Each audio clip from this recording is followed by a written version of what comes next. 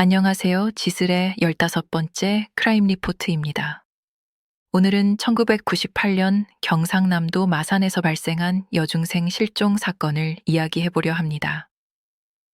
이 사건은 가출 경험이 있던 아이의 실종이라는 이유로 초기에 비교적 단순한 사건처럼 인식됐지만 시간이 흐를수록 설명되지 않는 정황들이 쌓이며 지금까지도 미제로 남아있는 사건입니다. 집을 나선 뒤 흔적 없이 사라졌고 이후 수많은 제보가 이어졌음에도 불구하고 단 하나의 결정적인 단서도 남지 않았습니다. 가출이었을지, 강제 범죄였을지, 아니면 전혀 다른 상황이었을지. 이 사건은 지금도 여러 질문을 남기고 있습니다. 사건이 발생한 1998년의 마산은 항구 도시 특유의 활기와 동시에 지역 간 격차가 뚜렷했던 시기였습니다.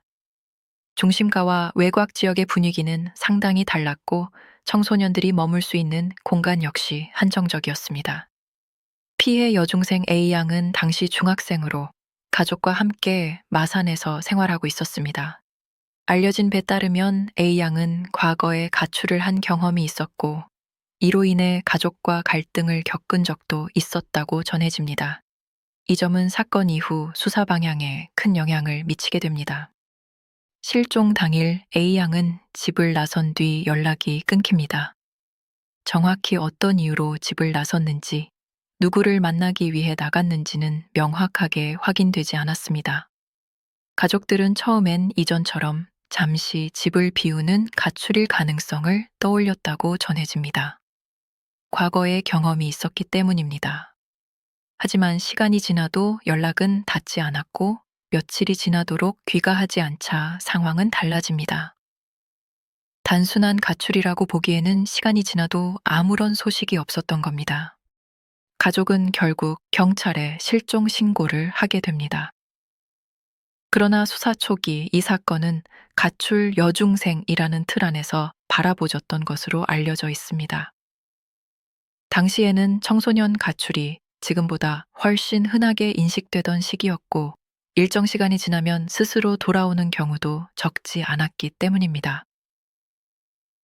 경찰은 A양이 자주 다니던 장소, 친구 관계, 가출, 당시 머물 가능성이 있는 곳들을 중심으로 탐문을 시작합니다. 하지만 그 과정에서 A양의 행방을 직접적으로 가리키는 정보는 거의 나오지 않습니다. 경찰은 A양의 학교 생활과 교우 관계를 조사합니다. 혹시 학교에서 갈등을 겪고 있지는 않았는지, 누군가와 약속을 잡아둔 것은 아닌지 하나씩 확인합니다. 친구들은 가끔 힘들어 보이긴 했지만 사라질 것 같다는 느낌은 없었다. 그날도 평소와 크게 다르지 않았다는 취지로 진술한 것으로 전해집니다. 이러한 증언들은 A의 양이 계획적으로 장기간 잠적할 준비를 했다고 보기는 어렵게 만듭니다. 가출이라는 단어는 있었지만 그 안에 담긴 상황은 단순하지 않았습니다. 시간이 지나면서 수사는 점점 난관에 부딪힙니다. 꽁까 A양의 마지막 행적을 특정할 만한 CCTV, 목격자, 통화 기록이 거의 남아있지 않았기 때문입니다. 휴대전화 보급률이 지금처럼 높지 않았던 시기였고 위치 추적 기술 역시 제한적이었습니다. 결국 어디서 사라졌는지조차 명확히 특정되지 않는 상황이 됩니다. 이 시점부터 사건은 가출 사건과 실종 사건의 경계선에 놓이게 됩니다. 수사가 이어질수록 경찰과 가족은 점점 다른 방향의 가능성을 고민하게 됩니다. 과연 이 사건을 단순한 가출로 볼 수 있는지 아니면 외부 개입 가능성을 염두에 둬야 하는지에 대한 고민입니다.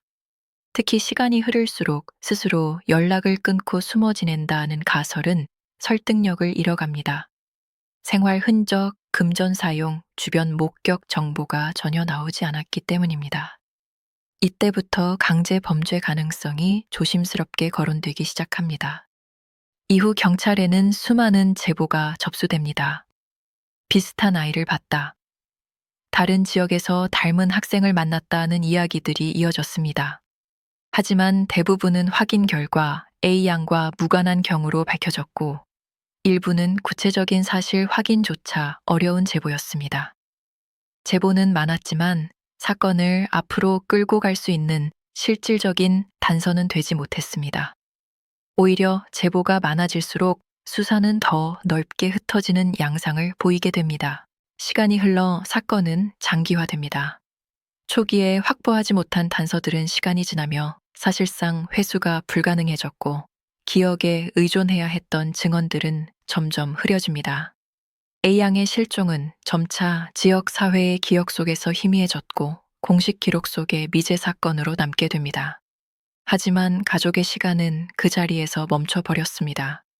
돌아오지 않는 아이를 기다리는 시간은 사건이 종결되지 않는 한 끝날 수 없었습니다. 이 사건이 특히 안타까운 이유는 가출 경험이라는 요소가 수사의 방향을 제한했을 가능성입니다. 만약 처음부터 강제 범죄 가능성이 더 적극적으로 검토됐다면 결과는 달라졌을지, 아니면 당시 환경에서는 어떤 선택을 해도 같은 결론에 이르렀을지, 이 질문은 지금도 쉽게 답할 수 없습니다. 다만 분명한 것은 이 사건이 단순한 가출로 치부되기에는 설명되지 않는 공백이 너무 많다는 점입니다. 마산 가출 여중생 실종 사건은 지금도 해결되지 않은 채 남아 있습니다.